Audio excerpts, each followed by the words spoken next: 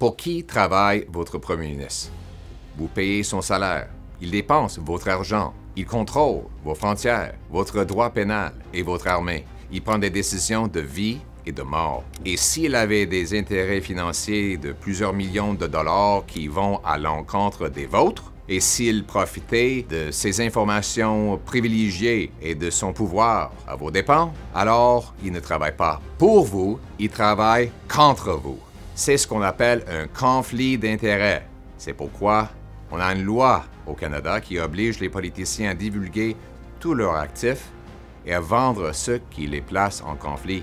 Vous connaissez peut-être cette loi, c'est la loi sur les conflits d'intérêts, parce que Justin Trudeau a été condamné pour l'avoir enfreint à 2 reprises.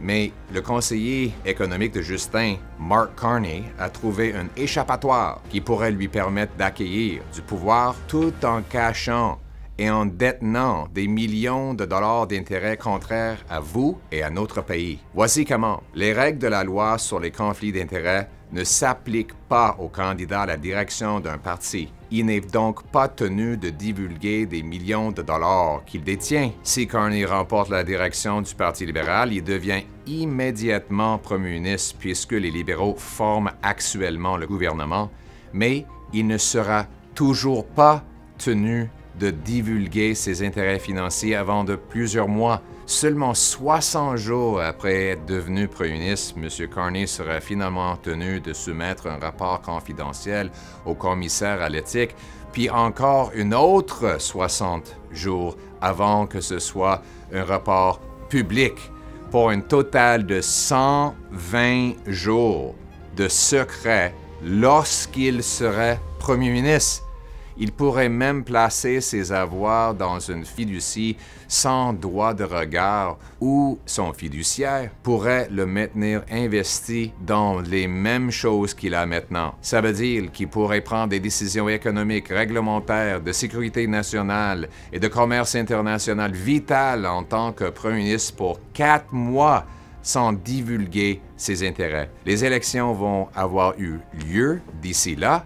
Des millions de personnes comme vous vont être invitées à voter pour lui sans savoir qui tire les ficelles de ses intérêts financiers. Pour être clair, Mark Carney pourrait être honnête. Il pourrait faire ce qu'il faut.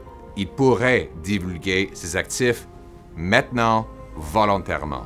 Mais il refuse. Il reste sournois. Voici les conséquences. Comment est-ce que Carney peut négocier avec Trump s'il détient toujours des actions dans une entreprise dont le siège social est aux États-Unis?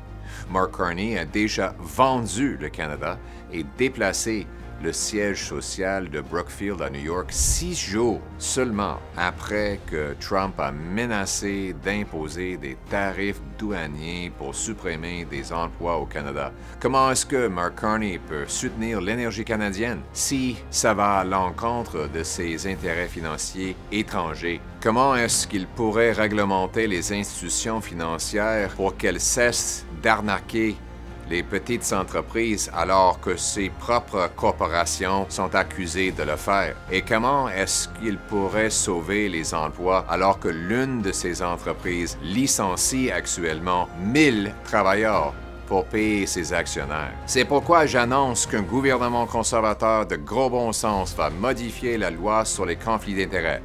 Toute personne candidate à la direction d'un parti politique fédéral enregistré va devoir divulguer tous ses avoirs au commissaire à l'éthique dans les 30 premiers jours. Et ces informations vont être rendues publiques dans les 60 jours. On va exiger également que les premiers ministres et les ministres vendent tous les actifs qui causent des conflits d'intérêts dans les 30 jours suivant leur entrée en fonction. Avec ces changements, vous allez reprendre le contrôle de votre gouvernement. On va empêcher les dirigeants de trahir la population pour leur profit personnel et on va empêcher les forces corrompues, immorales, élitistes et mondialistes de manipuler ceux qui sont au pouvoir. Nos dirigeants doivent mettre le Canada d'abord.